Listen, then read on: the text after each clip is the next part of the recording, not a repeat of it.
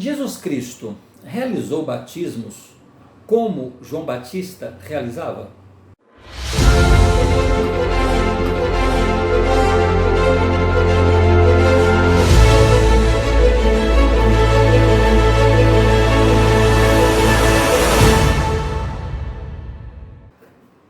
Há uma crença de que Jesus Cristo não realizava batismos. No entanto, ele sempre fez coisas como exemplos, e tudo o que ele fez foi exatamente para que fizéssemos igual. Ele fala para seguirmos o que ele fazia, ele fala para seguirmos os seus exemplos. Então, se ele era portador do sacerdócio, nada mais natural do que ele fizesse batismos. Em escritura moderna, ela relata que sim, que ele fazia batismos, não tanto como João Batista, mas ele realizava batismo. E diz assim: não obstante, o Senhor sabia disso, embora ele próprio não batizasse tanto quanto os seus discípulos, pois procurava dar-lhes o exemplo para que entre eles não houvesse contenda. Então sim, ele realizava batismo. E ali então as Escrituras relatam que ele chamou os seus apóstolos e em seguida ele profere o que nós conhecemos como o grande sermão da montanha. Essa parte das Escrituras, esse momento é bem emblemático, porque ele vai relatar uma série de bem-aventuranças. E eu gostaria então de destacar que grande parte desses discursos que ele dá, desses ensinamentos, eram dirigidos aos apóstolos, porque eram aqueles que iam formar o seu ministério. Mas eu queria destacar, então, 2 versículos. Bom, ele direcionava essas bem-aventuranças aos seus apóstolos, porque eles, a partir de agora, como apóstolos de Jesus Cristo, deveriam renunciar aos prazeres mundanos, em prol da pregação do Evangelho e da conversão das pessoas. E aí, nesses 2 versículos que eu quero destacar, um se encontra em Lucas 6,20 e no outro 6,24. No capítulo 6, no versículo 20, ele fala: bem-aventurados vós, os pobres, porque vosso é o reino de Deus. Então, nesse versículo, ele está falando sobre os pobres. Se formos lá no Antigo Testamento, em Deuteronômio, no capítulo 15, no versículo 11, ele fala sobre os pobres também. E ele fala que sempre haverá pobres. Ele se refere ao servo, ao empregado, ao dependente, àquele que busca o Senhor em sua humildade, que se humilha diante de Deus e que o reconhece como o único Deus. Então vamos ler a escritura que se encontra lá em Deuteronômio capítulo 15, versículo 11. Pois nunca deixará de haver pobres na terra, pelo que te ordeno dizendo, livremente abrirás a tua mão para o teu irmão, para o teu necessitado e para o teu pobre na tua terra. Ou então aqui ele está falando do necessitado, ele está falando daquele que não é arrogante, que não é orgulhoso. O pobre, a pobreza é vista pelo Senhor não como uma doença, mas como um estado. Essas exortações que acontecem lá em Deuteronômio, o Senhor está orientando o povo de Moisés, que agora vai adentrar a Terra Santa. Então são orientações que ele estava dando para eles sobre a importância de cuidar do necessitado, que nós sempre teremos o pobre, e essa pessoa que está na situação de pobre, no estado de pobre, ele espera que nós aprendamos com os pobres o nosso propósito nesta terra. Ao estender a nossa mão ao nosso necessitado, nós aliviamos a fome, a dor, a angústia, a injustiça ao necessitado. Então, ele faz essa referência nas bem-aventuranças, né? Sempre teríamos pobre.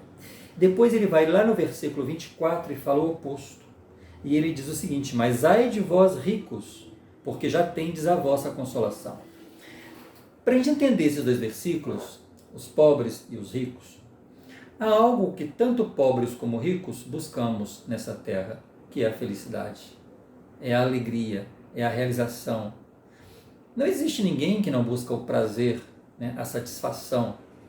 O que ocorre é que muitos se contentam e se satisfazem com os bens que conquistam nessa terra, nesse estado em que nós estamos. E aí eles se esquecem que esse momento em que nós estamos vivendo é um momento temporal para que nós possamos nos preparar para voltarmos à presença de Deus. Então, é o momento para que nós possamos realizar obras que vão muito além dessas alegrias e esses prazeres advindas dos bens materiais. Quando depositamos a nossa alegria nos bens materiais, então nós já estamos tendo o prazer, as alegrias.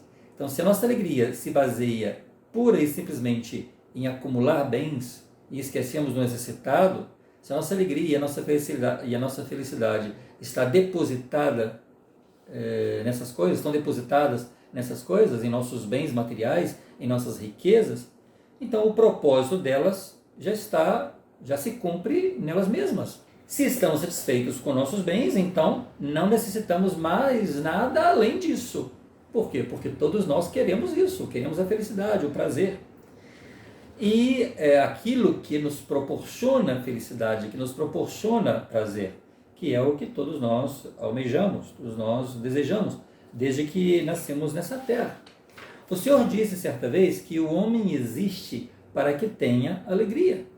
Então, essa alegria é a finalidade que o Senhor espera para cada um de nós.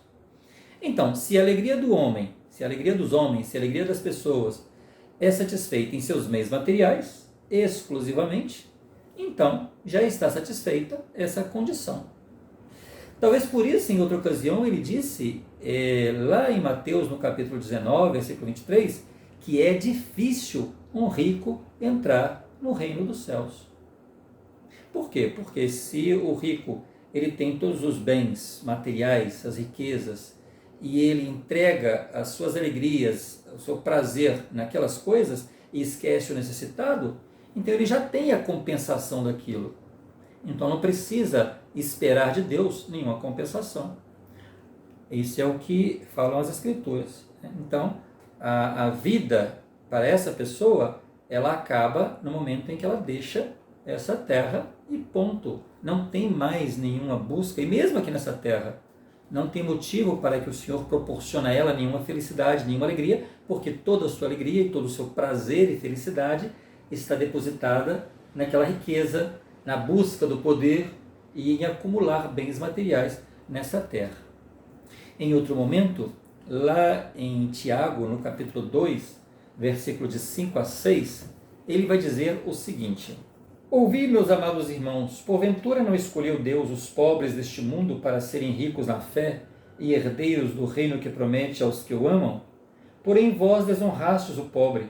Porventura não vos oprimem os ricos e não vos arrastam aos tribunais? Aqui é interessante como que ele fala que muitas vezes o rico que busca o poder, ou que detém o poder, ou que tem o poder, muitas vezes eles são injustos nos tribunais. É onde vem a corrupção, é onde vem a injustiça. Então, um pobre, ele não tem condição de se defender.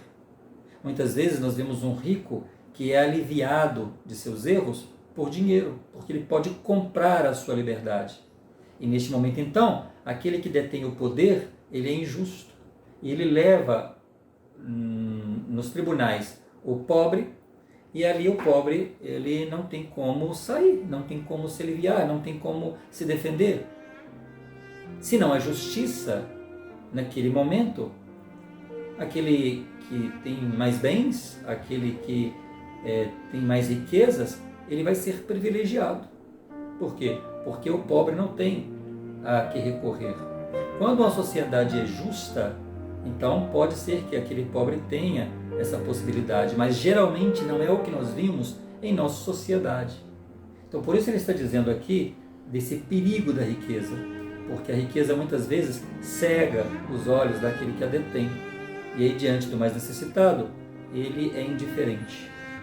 Assim funciona, e é assim que o Senhor ensina, é assim que Jesus Cristo ensina, e são ensinamentos simples para a nossa vida, coisas que Ele requer que nós pratiquemos nessa vida. Por isso Ele fala que sempre existirão pobres. sempre haverá pobres. Por quê?